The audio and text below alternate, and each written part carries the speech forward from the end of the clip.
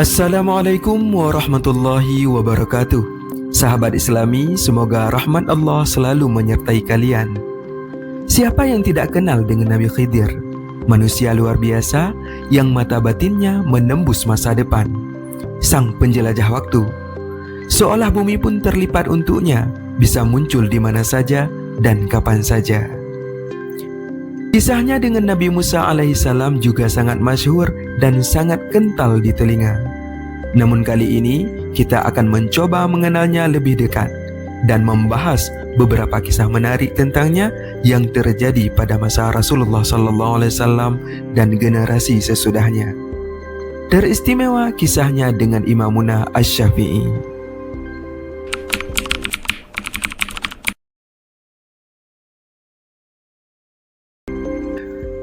Terdapat banyak pendapat ulama dan ahli sejarah tentang nama asli beliau.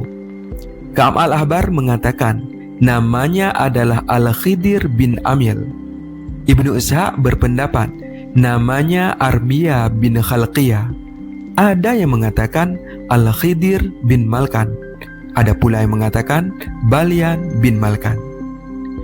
Dan sesungguhnya ia dinamakan Al-Khidir karena ketika ia duduk di atas sebidang tanah yang gersang, tiba-tiba tanah itu bergerak dan seketika berubah menjadi hijau.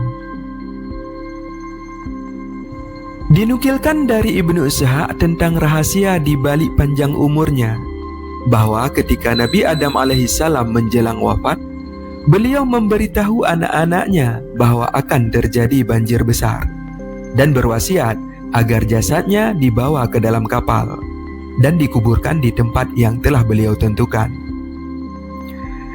Ketika banjir itu terjadi, jasad Adam dibawa bersama mereka. Setelah mereka turun kembali ke bumi, Nabi Nuh memerintahkan anak-anaknya agar membawa jasad Adam untuk dikuburkan. Namun mereka berkata, bumi masih sepi dan terasa sangat menakutkan. Nabi Nuh pun mendorong dan menyemangati mereka seraya berkata bahwa Adam telah mendoakan siapapun yang menguburkannya akan diberi umur panjang.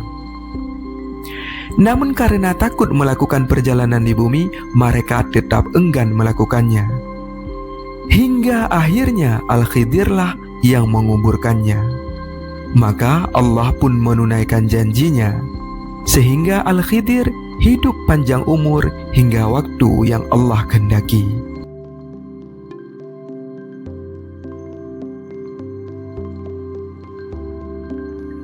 Imam As-Subki dalam kitabnya Tabaqat Syafi'iyat berkata, dinukilkan dari sahabat sekaligus muridnya Imam Syafi'i, Imam Al-Muzani, bahwa suatu hari kami berada bersama Imam Syafi'i antara waktu zuhur dan asar di halaman serambi masjid.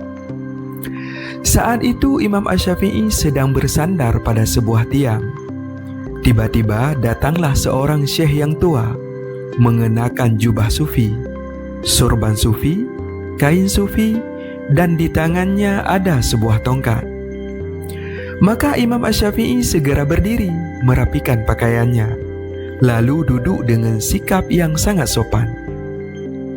Syekh itu mengucapkan salam, lalu duduk. Imam Asy-Syafi'i memandangnya dengan penuh rasa hormat dan kewibawaan. Kemudian Syekh itu berkata, bolehkah aku bertanya? Imam Asy-Syafi'i menjawab, silakan. Syekh itu bertanya, apakah hujjah atau dalil dasar dalam agama Allah? Imam Asy-Syafi'i menjawab, Kitabullah. Kemudian Syekh itu bertanya lagi, lalu apa lagi? Imam Asy-Syafi'i menjawab, sunnah Rasulullah. Kemudian Syekh itu kembali bertanya, lalu apa lagi? Imam Asy-Syafi'i menjawab, kesepakatan ulama ataupun ittifaq ulama. Syekh itu bertanya, dari mana engkau menetapkannya sebagai dalil? Imam Asy-Syafi'i menjawab, dari kitab Allah. Syekh itu bertanya, di mana letaknya kamu menemukan dalam kitab Allah? Maka Imam Syafi'i pun terdiam, berpikir dengan sangat mendalam. Lalu Syekh itu berkata, "Aku beri engkau waktu 3 hari 3 malam.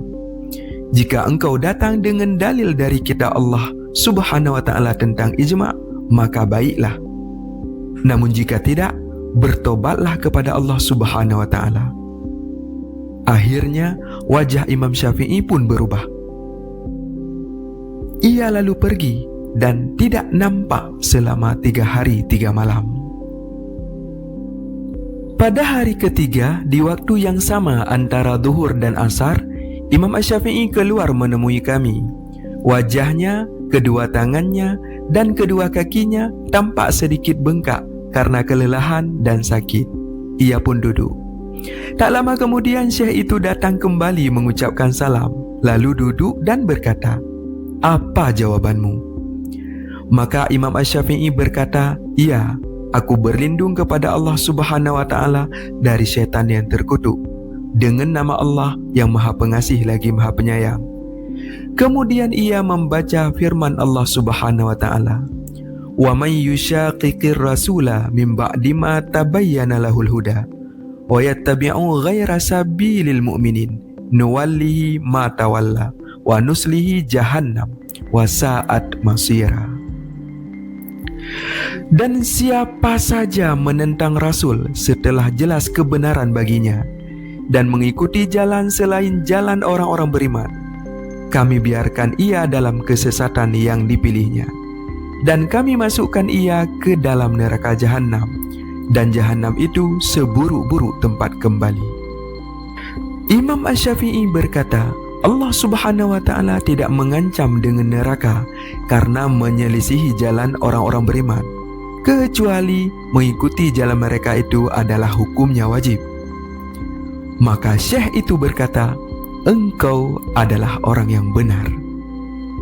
Lalu ia berdiri dan pergi. Al-Muzani bercerita, Imam Syafi'i berkata, "Ketika orang itu pergi, aku membaca Al-Quran setiap siang dan malam sebanyak 3 kali khatam, hingga akhirnya aku menemukan ayat tersebut." Kemudian Hafidz As-Subki berkata, jika kisah ini benar, maka sangat mungkin bahwa Syekh tersebut adalah Nabi Khidir.